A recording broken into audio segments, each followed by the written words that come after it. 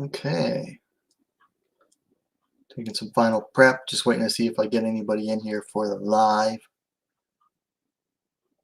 As soon as I get one or two people in, I will get going. This is a bit of a short notice stream, but okay, we got somebody in, so we're going to go ahead and get started. All right, welcome back to WMAC Now with your host, Chuck Stevenson. Welcome to a special stream. We're going to be reviewing the Bruised movie featuring Invicta FC, and then we're also going to be looking over the month ahead, December. It's already November 28th, so we got 2 days left in November, and then we're moving into the final month of the year and the final batch of fights for the year. Now, the fights I'm going to go over and just talk about, I'm not going to go too deep into them, but the important thing, these are like the most high-profile fights currently booked right now. No, by no means are they every WMMA fight booked for December, but just the ones I want to talk about. I feel that there is some things to look forward to. So first up, let's talk about Bruised. So this was the directing debut of Halle Berry in the movie starring her, and in it she plays the character Jackie Justice, a women's mixed martial arts fighter who, dropped out of the UFC 5 years before the movie starts, and then comes. And as the movie starts, she, spoiler alert, by the way, which shouldn't have to, but spoilers. Shouldn't have to say that because it's a review. But anyway, she gets back into fighting and gets a fight booked against the champion of Invicta, Lady Killer. I forget the full character's full name. Her nickname is Lady Killer. It's played by Valentina Shevchenko. So what do I want to start with? All right, so first up, the casting. I thought the casting for this was really good. Halle Berry is the only named actor that I recognized, and she did a good job. And I felt like the other cast members, all did very well for being, unknowns to relatively unknown actors and actresses. I thought they all did very well. I think she had a good choice for just about everybody. All worked out. The guy that plays Jackie Justice's boyfriend / manager, real a-hole. He played his part well. The mom, the guy plays, or the lady that plays Jackie's mom, was pretty good too. One thing I noticed about each of the characters is that nobody's really like a good person in this movie. Like nobody in this movie actually comes across as like a really good person, but they're not all like completely evil scumbags either. They're just regular people that lead complicated lives. And I felt that the casting choices she made for each of them served really well. Now for the production, very good production, high value production. The settings were all good, like the house that the main character lives in for the first part of the movie, really grungy looking, really grimy. Like you feel that she's not living in the best environment. The gym where she ends up training at, real like inner city style, like boxing style gym, just real small. Like there's not a whole lot of room to move around in. Cramped, like what you would expect in an inner city gym. What else? The cinematography was good. Just everything about the production I felt was really good. I mean, it is mostly funded by Netflix, so they didn't skimp on everything, I should say. As far as what was next, the directing. Halle Berry's first directing effort. I felt she did a good job with what she had available, I should say. But overall, the directing was good. Nothing that I saw would have thought like, oh, I'd have gone back and reshot that. Nothing really screamed at me like, should have done another take, or maybe should have cut this part out. I felt like everything that was there was good. I definitely felt that there was a lot that wasn't there that could have, should have been included. And that's where we're going to go into, mostly because of the plot and the screenplay, okay? The screenplay for this just seems like, and the screenplay is like the story that the script is based on. The script just seems like it and the screenplay never actually got past the rough draft period. And by that, I mean some of the lines are just really tacky. The names of the characters, the plot elements are just really not that great. So, like, you take everything that I liked about it, the production, the casting, the direction, all of it just really held back by a bad screenplay and script. I mean, okay, the main character's name is Jackie Pretty Bull Justice. Okay, the name Jackie Justice itself sounds like a really bad MMA nickname, but that's her full name, and her nickname is Pretty Bull, which there's a plot reason why, and she just says it why, like her dad called her that before he left, like see you later, Pretty Bull, or something like that. But the name Jackie Justice sounds lame. The promoter, the fight promoter, only goes by Immaculate, which just sounds like something that should not have made it past the rough draft. Like, okay, his nickname's Immaculate. What's his full name? They never gave it. It just seems really goofy. What else did I have in my notes here? Cliche and trope after cliche and trope. If you've seen a couple of boxing or MMA movies, you basically know what's going to happen next in each and every scene of this movie. I mean, it is just full of cliches and tropes. Like, okay, here's one. This is one of the biggest ones.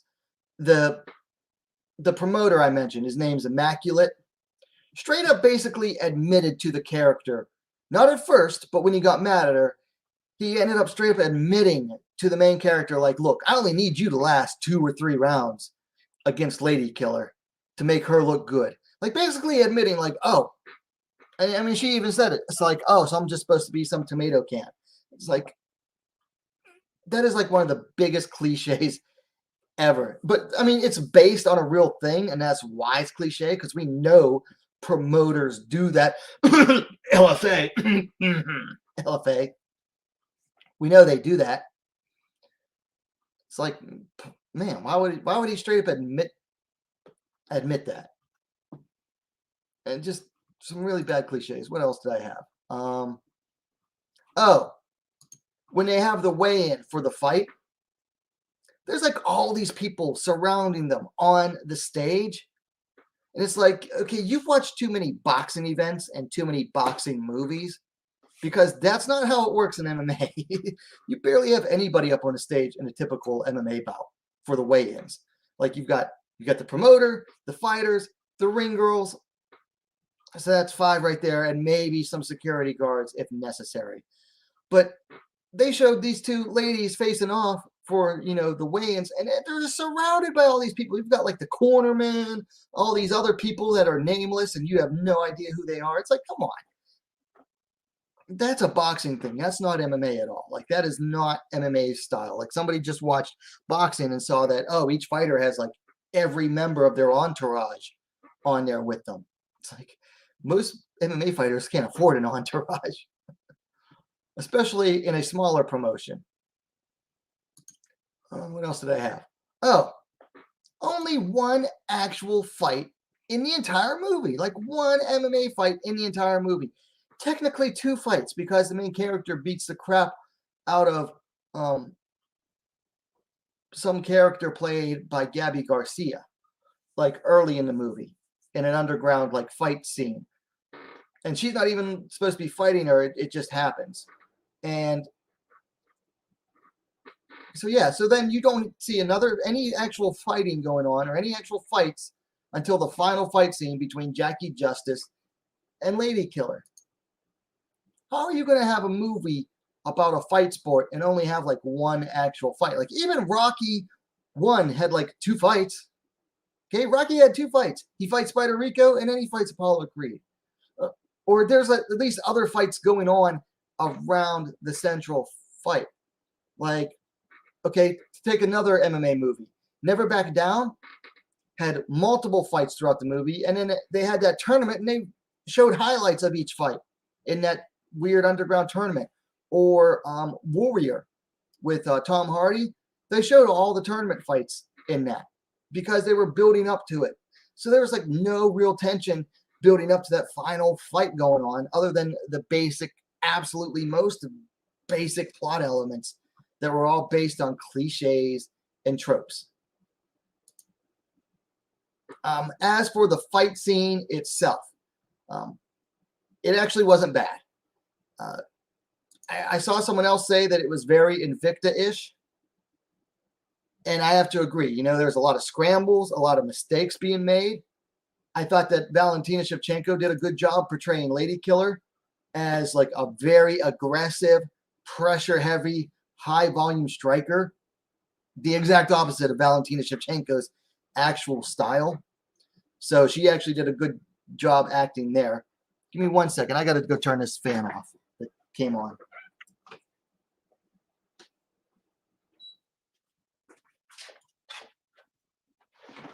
Okay. That was a fan that's on a timer. I forgot to turn it off. So yeah, Valentina does a good job at it. Halle Berry, you could tell that she had trained and worked on it. But I mean, it wasn't like a grade A like fight scene or anything. Of course, another spoiler alert here. But the script basically ripped off Rocky 1 and Creed 1, and that the character loses a close decision. Split decision. So just like in Rocky 1 and I think Creed 1, although in Creed 1 he might have lost a unanimous decision. I can't remember. So there's your spoiler. So the fighting itself wasn't bad at all. I mean, just very Invicta-ish in that, you know, the fighters looked like at a lower level than what you would see at the highest levels of the UFC. They fought very much to Invicta style. The final thing I want to talk about was, you know, how this works out for Invicta FC. Because Invicta lent their name to this. Like, the fight itself took place at an Invicta event on the East Coast in Atlantic City, which to me was hilarious. Because I've been begging for years for Invicta to come east of the Mississippi. And finally, it's in a movie that they're in Atlantic City. So I thought that was pretty funny itself. But Invicta lent their name to this, but I wrote in my notes here, I'm not sure what good this will do for Invicta. Because unless you were looking for all the Easter eggs in this thing, which were like multiple fight posters, like old Invicta fight posters. When Jackie opened her locker, there was like one of those little event cards for Hill versus Souza, which was a strawweight championship fight in Invicta back in the day. Unless you were looking for like specific Easter eggs about Invicta, I don't know how much it's going to help them, because how many people that are watching this that don't really understand MMA that much or aren't familiar with women's MMA are going to actually think to look up Invicta FC? Like, how many people are going to watch this movie and think, oh, I wonder if that Invicta is a real promotion? Because they mentioned the UFC in the movie. And everyone knows about the UFC, or has at least heard about the UFC. Not many people have heard about Invicta unless you're a hardcore MMA fan. So yeah, I can't help but wonder, like, how many people are seriously going to look up Invicta FC to see that it's a real promotion? And then when you see that it's a real promotion, you're going to want to compare it to the movie. In the movie, the promoter is an absolute scumbag named Immaculate, of all things. And that doesn't make your promotion look good, because, you know, the people that actually know about Invicta knows that it's run by Shannon Knapp, who's actually a good promoter, doesn't come across as a bad person at all, never has, probably never will. Whereas in the movie, you attached your name to this absolute dirtbag, scumbag promoter who only, again, only goes by one name. So whether or not this will actually serve to help Invicta, I don't know. And here's the final thing, because I'm about to vent some more frustrations with Invicta. Invicta did nothing to promote themselves, really, leading up to this movie. Like, they should have had an event this past weekend that would have coincided with the movie premiering on Netflix. Okay, the movie premiered on, I want to say, Wednesday or Thursday. They should have had an event Friday or Saturday night, because there wasn't any MMA going on this weekend, and Invicta failed to take advantage of it. They have no event lined up for the future right now, at least that they've announced. So they basically blew it. Okay, all Invicta had to offer for this movie coming out, was a watch party on YouTube with fighters who weren't in the movie, because there were hardly any actual fighters that I could tell in the movie besides Valentina and Gabby Garcia. I mean, maybe there were some. I didn't recognize them. But like I said, there was only two fight scenes in the entire movie. The movie was long, too. I think it was like 2 hours long. Let me check the runtime on this real quick.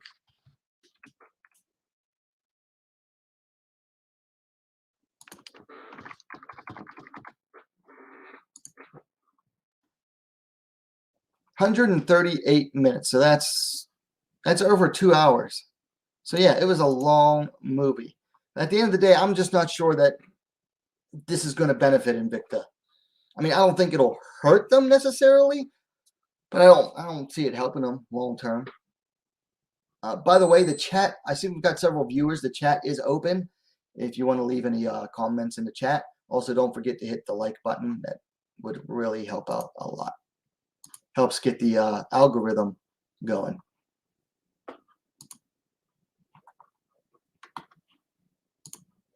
Okay, so that's it for Bruised. So let's talk about December. Okay, December is already upon us, and we've got a bunch of good fights coming up. I'm not going to go into details on every single fight in December, like I said earlier, but I do want to talk about some of them. So first up, this coming Friday, we have the one championship Winter Warriors, the final for the Atomweight World Grand Prix. Stamp Fairtex taking on Ritu Fogat. I'm looking forward to this one. I'm pulling for Stamp here. I'm not a fan of Ritu Fogat. I think she's boring and one-dimensional. I think Fairtex is the overall better fighter. But I'm looking forward to this one because, hey, the winner of this gets to face the champ, Angela Lee, when she finally makes her long-awaited return sometime next year. So definitely keep an eye on this one. That's going to be this Friday. If you're in the U.S., it's going to be early in the morning. Then on Saturday the 4th, we have a UFC Fight Night. One ladies bout, Cheyenne Bays taking on Mallory Martin. I think this should be a fun, scrappy fight between two lower-level strawweights in the UFC. By lower level, I mean like lower level for the UFC. Like if this were Invicta, this would be like a co-main event easily. Or for any other promotion, really, this would be like a co-main event level. But for the UFC, they're both, kind of have mixed results so far. But I think it should be a fun, scrappy one. And I like scrappy fights. I did not expect this picture to be this small. I don't know what happened here. But on Friday, December 10th, we have LFA 120. Vacant flyweight championship, Myra Cantuaria taking on Jamie Lynn Horth. I don't know if it's still Horth Wessels or just Horth now. But that's for the vacant flyweight championship. That title has been vacant, I think, since Sabina Mazo got signed to the UFC. So their LFA strap flyweight title has been vacant for quite a while. Then on Saturday, the 11th, we have a couple of events. First up, Deep Jewels, number 35, is going down in Tokyo. Japan has 11 bouts in total. 2 kickboxing. One's an amateur kickboxing. Another is a pro kickboxing bout. And then the other 9 are all MMA. Couple of fights I'm really looking forward to here. First up, is Auri Karyama versus Kate Lotus at flyweight. Both fighters are on the come up. I believe Kate Lotus is on the right-hand side there. Is coming off of her first loss, I'm going to say. But both are pretty fun to watch. So I'm looking forward to this one. And I can't remember if it's Auri Karyama or if it's another lady on this card. She's like former military, which makes it interesting. Then we have the battle of the high schoolers. Takeya Yashi on the left taking on Suda on the right. That is at 49 kilograms. Both young, both show some promise. Takeya Yashi coming off her first official loss in her last bout, whereas Suda started her career on 2 straight losses, and now she has since won 3 straight. So this fight could easily decide, some of their future career trajectory, but they're both pretty young. I mean, I think they're like 17, 18 years old for both of them. Looking forward to the battle of the high schoolers here. Then we have an atomweight bout. I think this is atomweight. Might be microweight. Mizuki Furuse taking on Ayami Murakami. Mizuki Furuse just made a return earlier this year, suffering a loss to... Who she lose to? I can't remember. But that was a return from pregnancy, whereas Murakami on the right-hand side there, she is doing very well for herself at both atomweight and microweight. Absolute killer with submissions. Just excellent ground game here from Ayami Murakami. Furuse, I think she's like 7-7 now. But she's real young too. She's only like 19, 20 years old. And she's already had 14 pro fights. So still some promise to her, but she's got to like really step up her game, step up her training if she wants to improve. But that should be a fun one. And then finally we have KingReyna taking on Tia. KingReyna is must watch all the time, whether she wins or whether she loses. She's just must watch all the time. Also on Saturday, December 11th, we have UFC 269 with 3 ladies bouts. First up, we have a flyweight bout. Blancfield versus Miranda Maverick in battle of, uber young prospects. This is another bout that if this were like in Invicta, this would probably be for the flyweight title or a flyweight title eliminator bout easily, like co-main event level. Both are young. They're in their early 20s. Both have been doing really well so far. Blancfield just had her UFC debut finally. Maverick is coming off of a pretty contentious split decision loss to Macy Barber. This is supposed to be Macy Barber in Maverick's spot, but Barber had to back out due to injury. So now Maverick is stepping in to face Blancfield. And the winner of this bout, I'm not sure if either of them are ranked right now, but winner of this bout will definitely have a number next to their name. Then we have another flyweight bout on Priscilla Cachoeira takes on Jillian Robertson. Robertson has been doing so hot lately, so she could be over the coals on this one. Cachoeira has had mixed results her entire UFC career. This is a striker versus grappler battle, and Robertson really needs to get this to the ground if she wants to win, whereas Cachoeira, she's going to want to try to keep it on the feet and look for that knockout. Robertson cannot, and I mean cannot, afford to stay stationary in front of Cachoeira. If she doesn't stay on her feet and use her footwork, Robertson is getting knocked out here. And then I believe this is the co-main event, women's bantamweight title. Amanda Nunes taking on Juliana Pena. Does Pena deserve this fight? No. If you go by resume and what she's done lately, no. But she talked her way into this bout, and she has it. Now she's got to prove herself against one of probably the best women's fighter alive right now in Amanda Nunes. That's debatable. I admit that it's debatable whether it's her or Shevchenko, but this is not going to be an easy one for Juliana Pena. Of course, Nunes, she has to come in shape. She has to make the weight. She hasn't fought in bantamweight in a while, I think, if I remember correctly. Let me check here.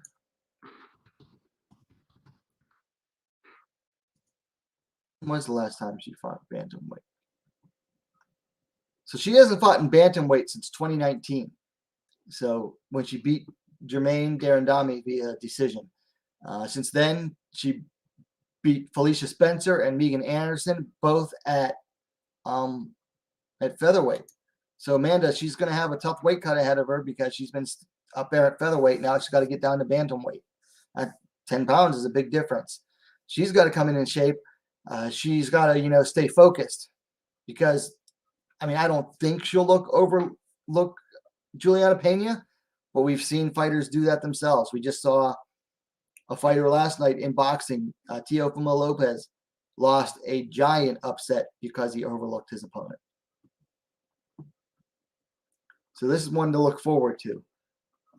Then we move to Saturday, December 18th. We have 3 ladies bouts. First up, Sijara Eubanks taking on Melissa Gatto at flyweight. A lot of people are mad that they didn't give Eubanks a higher ranked fighter or a ranked fighter, period. And I think the main reason is, even though she just had a return to flyweight and she made weight, I think the UFC wants to see if she can consistently make flyweight, and that's why they're putting her up against Gatto. Or maybe they just don't like her style and don't want to, risk her fighting up the ranks at this point. I don't know. I think it's the first one myself. Then we have a bantamweight bout, Raquel Pennington taking on Julia Avila. This is a stiff test for Julia Avila. I think she bounced back in her last fight. She suffered her first loss to Sijara Eubanks in a decision. She couldn't get the finish early and just started slowly, faded after that. And I think she got to win her last bout. I think it was by decision too. Let's see, Julia Avila.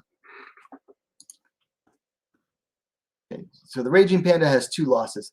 Okay, so she submitted Yulia Stolyarenko in her last bout in the 3rd round. So that showed a little bit of growth from Avila over the previous fight. But she's in there against Rocky Pennington, and Raquel's no walkover for really any fighter other than Amanda Nunes. Amanda Nunes just kind of steamrolled her. But for anyone else, Avila is, not a walk, a pushover. So this is going to be another stern test for Avila. And for Raquel Pennington, it'll show us where she's still at relative to the division. And then finally on that card, we have Amanda Lemos taking on Angela Hill. So Lemos was supposed to be facing Nina Ansaroff, or Nina Nunes, nay Ansaroff. Nina withdrew from the fight for injury or illness, COVID. I don't know what it was. Don't know the reasons. But she dropped out, and Lemos is now facing someone ranked 1 spot below her in Angela Hill. And this could be a tougher fight for her than Nunes, because Nunes was coming off of a loss after 2 years away, almost 3 years away. Whereas Hill, I think she's coming off a loss too, but Hill is always game. And Hill doesn't have long layoffs between fights. So this could be a tough one for her. Hill's going to have to mind her head movement and stay on her, use her footwork a lot. She's going to want to avoid those big bombs from Amanda Lemos. But this is arguably Lemos' stiffest test to date against Angela Hill. So beats her. It doesn't really help her move up the rankings, but she won't, really risk herself either. For Hill, it's a chance to beat someone who is ranked higher than her, and to someone who's gaining a lot of hype lately. So it should be a very interesting one. Then on Thursday, December 30th, Thursday the 30th, we have 2 events. First, we have Double GFC number 11 in South Korea. We have a catchweight bout, 118 pounds. Hyunji John taking on Shi-Yoon Park in a battle of 2 fighters that are very scrappy. And then we have a fight for the vacant atomweight championship. So-Yul Kim on the left taking on Yeri Hong on the right.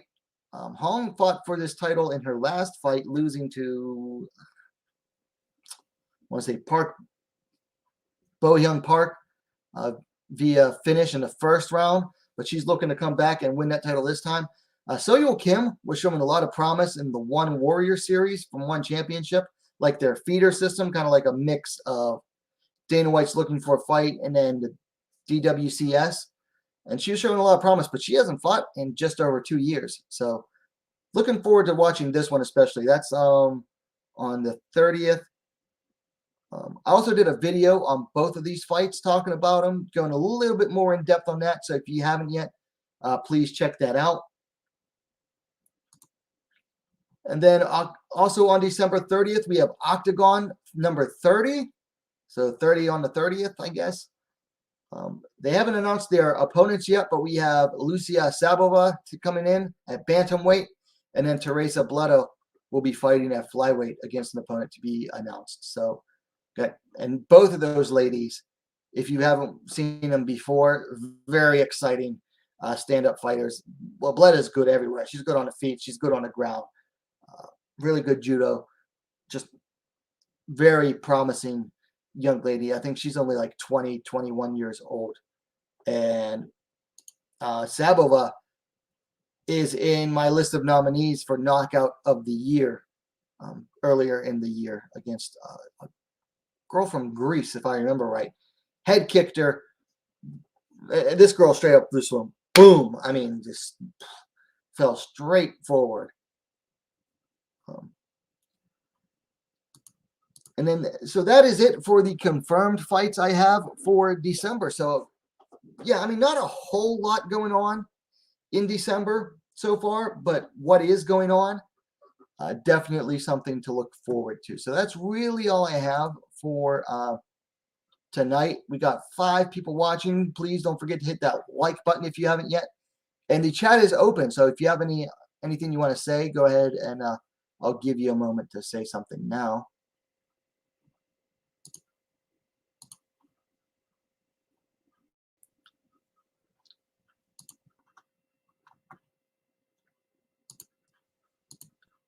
Okay, I guess no one really has anything to want to say. So that's it. Review of Bruised, and then the fights coming up in December. I think the ones I'm most looking forward to are Stamp versus Ritu this Friday. I'm going to try to have my preview recorded and released tomorrow evening. Let's see. Deep Jules 35. Deep Jules events are always fun. What's up, the brother man in the chat? And then Nunes versus Pena. Blancfield versus Maverick. No way I'm missing that. No way I'm missing that one. Limos versus Hill. Pennington versus Avila. The atomweight title bout at Double G. And then the 2 ladies at Octagon are going to be worth watching. So definitely keep an eye out on all of these. Of course, I'm going to have more content coming out soon as well. So been taking like a bit of a break. I've just been tired lately from work, so that's why I haven't been putting out as much lately. Probably going to be even more tired because my work definitely picks up in December, much like a lot of others. But I will try to keep up with the content. Anyway, let me know if you're watching this on a replay, let me know your thoughts in the comments down below. Likes appreciated. Share it as well. And while you're at it, don't forget to subscribe to WMMA Now, the most complete women's mixed martial arts dedicated platform on YouTube. Thanks for watching. We'll see you next time.